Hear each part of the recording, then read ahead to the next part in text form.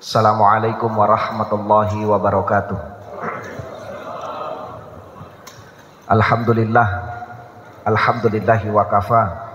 Asyhadu an la ilaha illallah wa asyhadu anna Muhammadar Rasulullah. Allahumma salli ala sayyidina Muhammadin nabiyil mustafa wa ala alihi wa sahbihi wa mawalah wa la hawla wa la quwata illa billah. Hadratul mukarramin, ma'asyiral muslimin, sidang jamaah ba'da salat subuh yang sama dirahmati dan dimuliakan oleh Allah Subhanahu wa taala. Tiada untaian kalimat terindah yang dapat kita ungkapkan keluar dari ujung lisan kita sampai pada kesempatan ini melainkan satu kalimat thayyibah, kalimat tahmid, alhamdulillahirabbil alamin, sebagai bentuk kesyukuran dan wujud tahniah atas begitu banyak nikmat karunia yang masih Allah titipkan dan masih Allah peruntukkan kepada kita, dan semoga nikmat itu pun dapat kita manfaatkan dengan sebaik dan semaksimal mungkin menuju ke jalur-jalur yang telah Allah ridhoi, dengan muara mendapatkan berkah dari Allah Subhanahu wa taala. Dan salah satu nikmat yang sangat luar biasa, karena pada tahun ini Allah masih memberikan kita kesempatan untuk dapat kembali menyapa dan bertemu dengan satu bulan yang disebut juga dengan Sayyidus Syuhur, penghulu dari segala bulan, tidak lain adalah bulan suci Ramadan. Dan tak terasa kita sudah berada di subuh yang ke-27 di bulan Ramadan ini. Tidak terasa pula Ramadan akan kembali meninggalkan kita, dan tidak ada jaminan jamaah sekalian bahwasanya tahun yang akan datang kita masih diberikan kesempatan oleh Allah untuk bisa bertemu dengan momentum yang sangat luar biasa ini. Maka saya ingin katakan, kita ini adalah orang-orang yang telah terpilih dan dipilih oleh Allah. Kita ini adalah orang-orang yang telah melewati proses dan tahap seleksi mulai dari bulan Rajab, Sya'ban hingga sekarang ini, dan kita adalah orang-orang yang beruntung karena masih bisa mendapatkan akhir-akhir bulan Ramadan, di mana Rasulullah itu mengikat kuat tali pinggangnya, menyingsingkan lengan bajunya, dan lebih intens untuk melaksanakan ibadah-ibadah di malam-malam terakhir di bulan ini. Tetapi Lailatul Qadar itu tidak hanya turun bagi mereka yang berada di tiang-tiang masjid, tetapi Lailatul Qadar juga turun bagi mereka yang memiliki hablum minanas yang sangat luar biasa, kepekaan hati, kepedulian sosial untuk membantu sesama saudaranya yang berhak dan membutuhkan. Jamaah sekalian, salah satu tujuan dari kita berpuasa tentunya bukan hanya sekedar menahan lapar, menahan haus, mohon maaf, menahan nafsu syahwat atau birahi yang bergelora di dalam diri kita, tetapi dengan berpuasa pun kita bisa menundukkan sifat-sifat mazmumah yang mungkin 11 bulan ini begitu kuat menjangkiti diri kita. Dan salah satu sifat mazmumah itu adalah sifat sombong yang begitu dampaknya luar biasa di dalam diri, bahkan efeknya mungkin kepada orang-orang sekitar. Kalau kita ingin mengambil sedikit pembelajaran, di dalam Al-Quran Allah memberikan informasi, wa idh qulna lil malaikati isjudu li adama fasajadu illa iblis aba wastakbar wa kana minal kafirin. Di dalam surah Al-Baqarah ayat 34 diinformasikan bahwa pada saat Allah menciptakan manusia pertama dan sekaligus nabi yang diangkat, tidak lain adalah Nabi Adam alaihi salam, di surga Allah memerintahkan kepada seluruh penduduk yang ada di dalamnya untuk sujud sebagai simbol penghormatan kepada Nabi Adam. Semua penduduk di dalamnya, yaitu malaikat, itu sujud kepada Nabi Adam, karena malaikat itu diciptakan oleh Allah tidak pakai nafsu, tidak ada nafsu. Maka malaikat itu cenderung dan pasti tidak akan membangkang. Disuruh sujud 500 tahun tidak akan bangun sampai selesai 500 tahun. Disuruh ruku 1000 tahun tidak akan bangun sampai selesai masa rukuknya 1000 tahun. Sujud semua di hadapannya Nabi Adam, kecuali satu yang tidak mau. Jelas di dalam ayat itu, illa iblis, kecuali iblis. Aba wastakbar. Inilah dua sifat yang nyata disebut di dalam ayat itu. Aba, sifat enggan, atau mungkin kalau kita bahasakan sehari-hari dengan dialek Makassar, ada namanya gengsi, Pak. Nah, makanya kita orang Sulawesi Selatan ini punya satu karakter yang harus dijunjung tinggi, namanya siri. Dan siri ini kan termasuk apa yang disebutkan oleh Nabi, al-haya syu'batu minal iman. Jadi malu itu termasuk bagian dari iman. Makanya kalau orang punya malu pasti bagus. Yang penting satu kata, jangan diulang. Beda malu, beda malu-malu, Pak. Beda siri, beda siri-siri. Kalau dia siri pasti bagus. Tapi kalau siri-siri, ini yang bahaya. Kemudian yang kedua, wastakbar. Inilah sifat takaburnya, sifat sombongnya iblis. Ia merasa ana khairum minhu. Dia lebih hebat daripada Nabi Adam.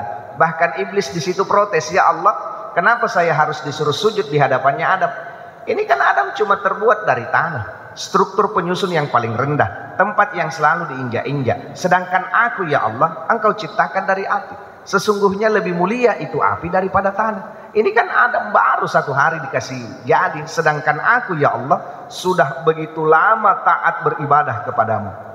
Kalau kita mengambil informasi di Tafsir Al-Munir karya Syekh Nawawi Al-Bantani, iblis itu begitu lama beribadah kepada Allah. 40.000 tahun ia menghuni surga, 80.000 tahun hidup bersanding dengan malaikat, bahkan 14.000 tahun ikut tawaf mengelilingi arsy bersama malaikat. Jadi kalau kita jumlah kurang lebih 134.000 tahun usia ibadah iblis kepada Allah. Tetapi apa yang terjadi? Karena sifat sombongnya, no mercy, no pardon, no forgive, get out from here, I'm sorry, goodbye. Dikeluarkan dari surga, kemudian dimasukkan ke dalam golongan yang ingkar terhadap ketentuan yang telah Allah tetapkan.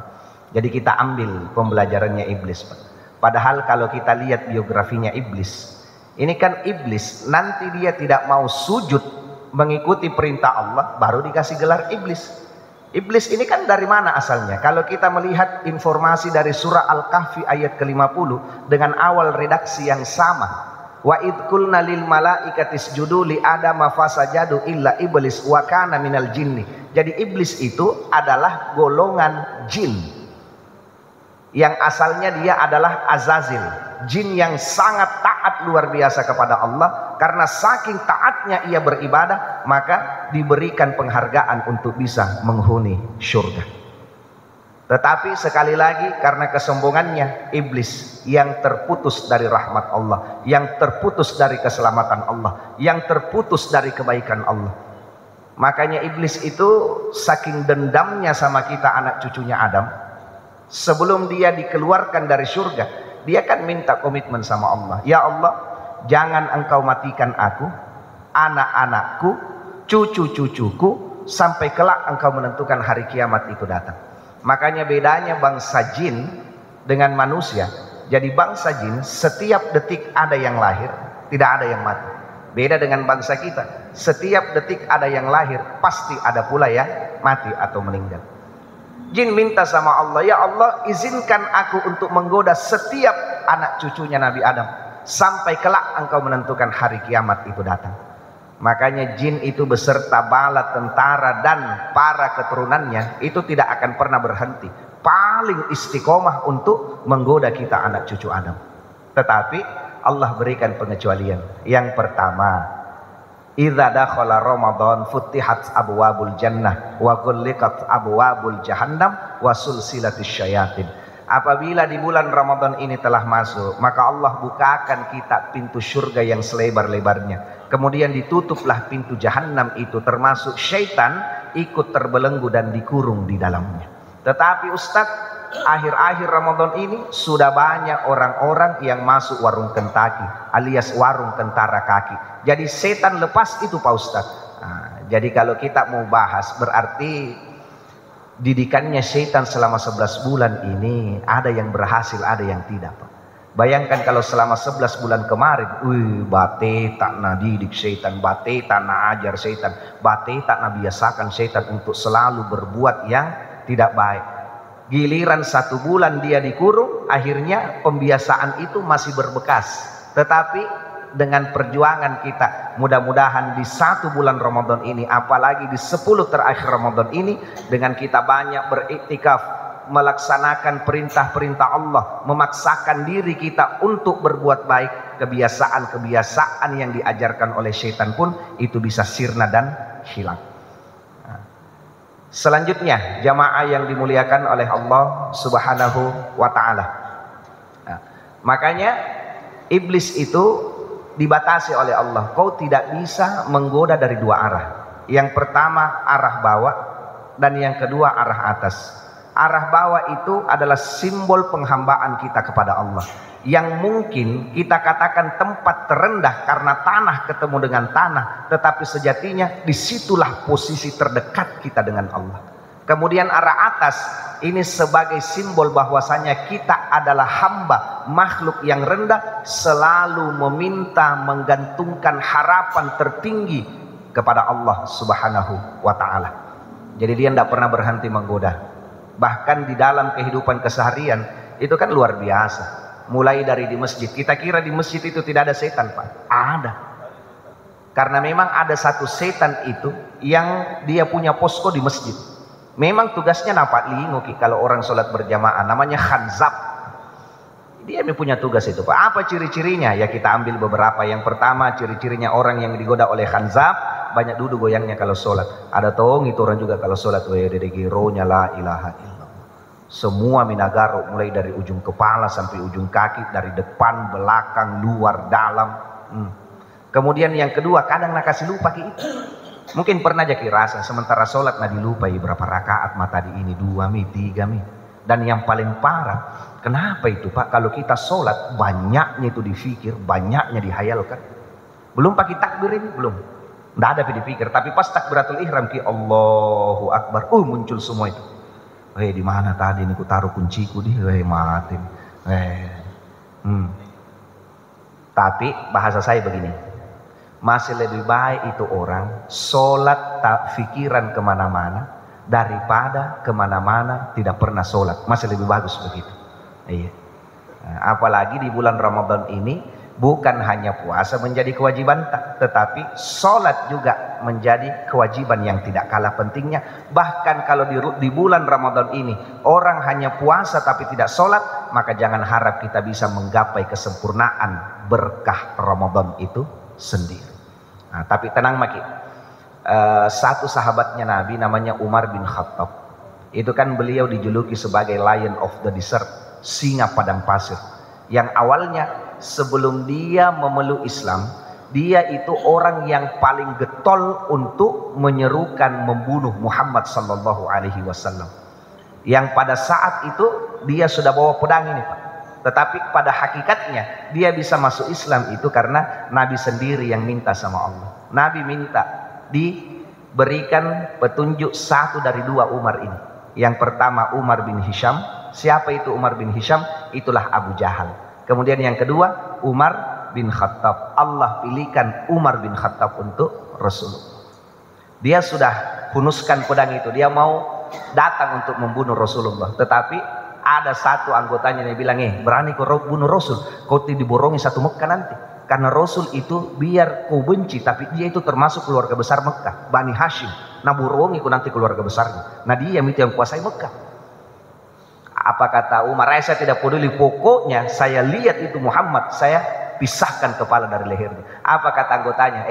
Kau keluar-keluar selalu mau bunuh Muhammad itu, lihat iparmu sama adik perempuanmu itu sudah masuk nih agamanya Muhammad. Kau selalu keluar-keluar, nah ini tembus ki adikmu sama iparmu. Dalam keadaan yang marah Umar membuktikan kata-katanya anggotanya. Dia pulang ke rumah, dia lihat itu adiknya baca itu mushaf yang sama dibaca oleh, yang sama disampaikan oleh Nabi Muhammad. Dengan marahnya nah injak-injak iparnya, nah tempeleng adiknya.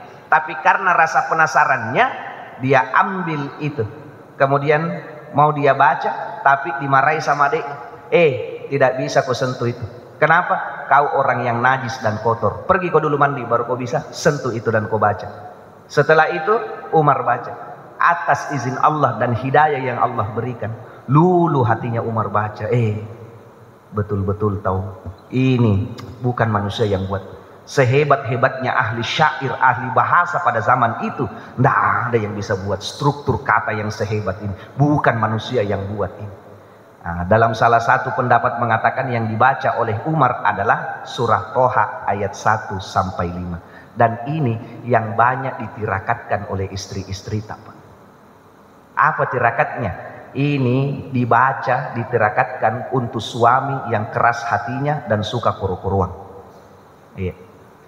Mudah-mudahan ada juga perempuan yang dengar juga di sini. Tapi kan bagus sih. Itu tirakatnya biasanya orang-orang dulu itu pakai pada saat dia mau aduk berasnya.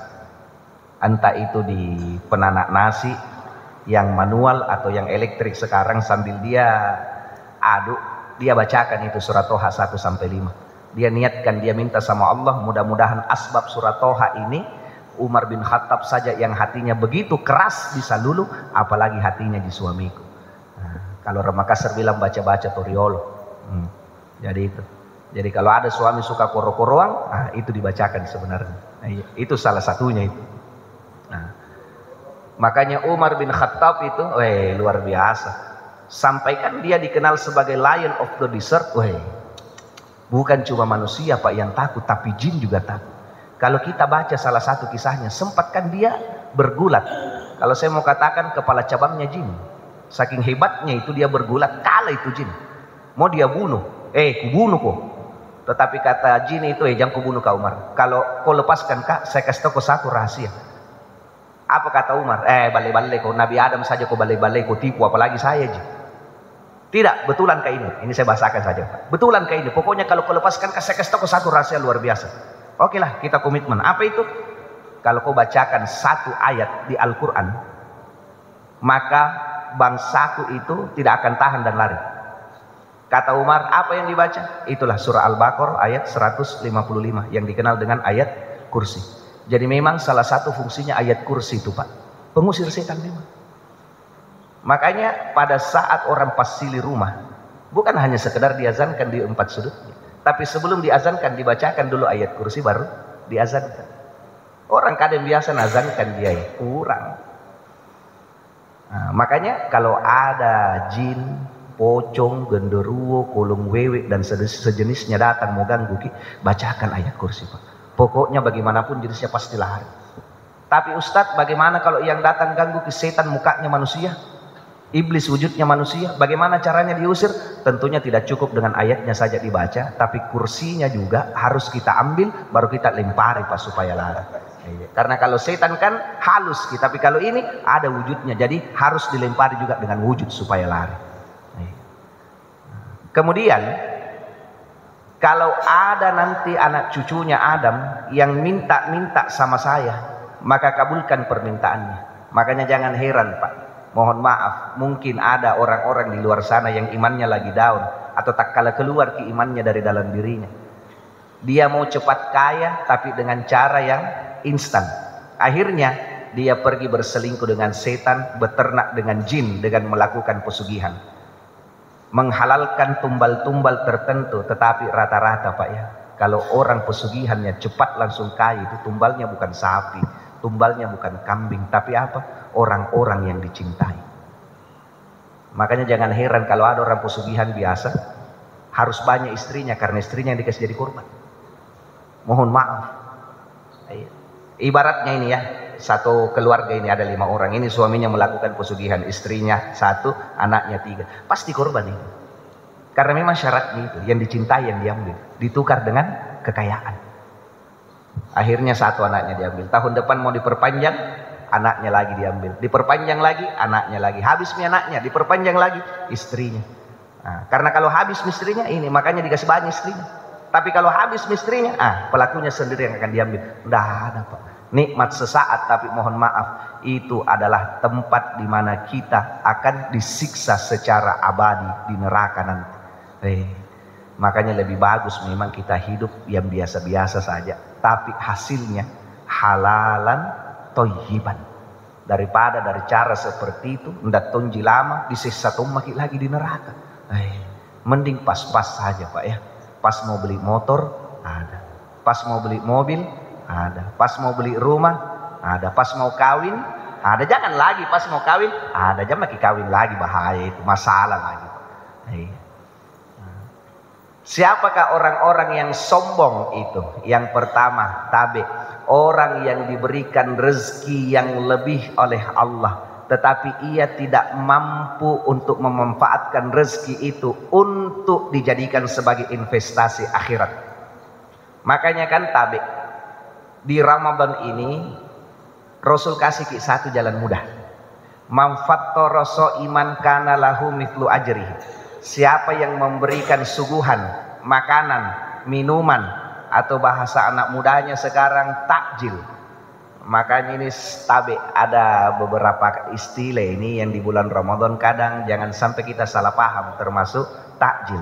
Saya tanya Pak, apa itu artinya takjil? Apa itu takjil? Ya, Ustadz, takjil itu jalan kote, panada, bikin doang.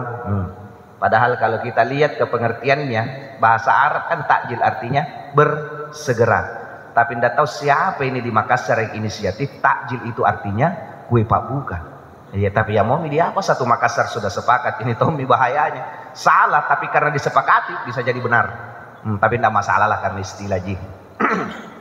Nah, Rasulullah kasih tahu itu. Makanya banyak di bulan Ramadan ini orang yang adakan buka puasa bersama di rumahnya dengan tujuan itu. Bayangkan kalau satu kue yang kita berikan sama orang, satu saja kue ini, Allah kasih reward satu pahala puasa. Nah, makanya belum ada kata terlambat ini, kurang lebih 2-3 hari lagi kasih masuk kue di masjid dengan harapan itu.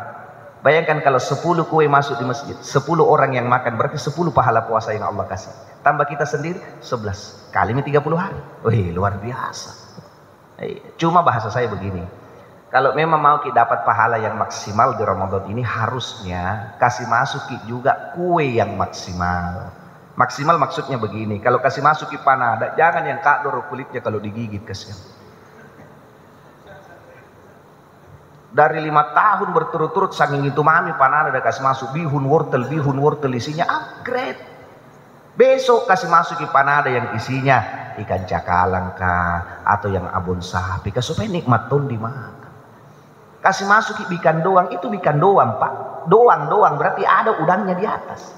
Kalau tidak ada udangnya bukan ikan doang, bakwan namanya. Begitupun es buah, kasih masuk kasih es buah yang original, bukan hanya namanya tapi pas digigit agar-agar di semua isinya. Yang terbaik kita kasih karena mau kita dapat pahala yang maksimal. Begitupun juga kalau rezeki kita banyak, kasih masuk infak. Bukankah dengan infak tak itu 3? Yang pertama, bisa menjadi salah satu asbab Allah gugurkan dosa-dosa tak. Yang kedua, selalu jadi dengar ceramah, infak tak, sedekah tak, itu kan menjadi magnet rezeki yang paling kuat. Kemudian yang ketiga, 8 pintu surga yang Allah peruntukkan kepada kita, salah satunya adalah babus sodakoh, pintu sedekah. Kenapa Allah kasih? Allah paham kita ini manusia punya kelebihan dan punya kekurangan. Ada orang kelebihannya Pak Poris sambayanna, kuat sholat wajibnya, sholat tahajudnya, sholat isyraknya, sholat duhanya. Tapi kelemahannya kalau ada celengan di depannya, gigili tidak mau kasih keluar. Ada orang tipenya begitu Pak, Poris sambayan tapi gigili. Tapi ada juga orang yang mungkin pas-pas di sholatnya, sholat wajibnya jika siap, sholat sunatnya mungkin kadang iya kadang tidak. Tapi tangannya itu ringan sekali untuk membantu. Makanya Allah kasih masuk di jalur seperti itu. Makanya Lailatul Qadar itu bukan hanya turun untuk orang yang rajin sholat. Mungkin dari sedekah, mungkin dari baca Qur'annya, atau mungkin dari kerja kerasnya untuk menolong orang-orang di luar sana. Makanya kita jemput Lailatul Qadar dengan kebaikan-kebaikan yang maksimal yang bisa kita lakukan. Tetapi saya mau tanya, ini kan sudah detik-detik akhir ini. Yang mana kira-kira banyak sedekah tak keluar? Atau zakat tak keluar? Zakat mal atau zakat mall? Zakat mall.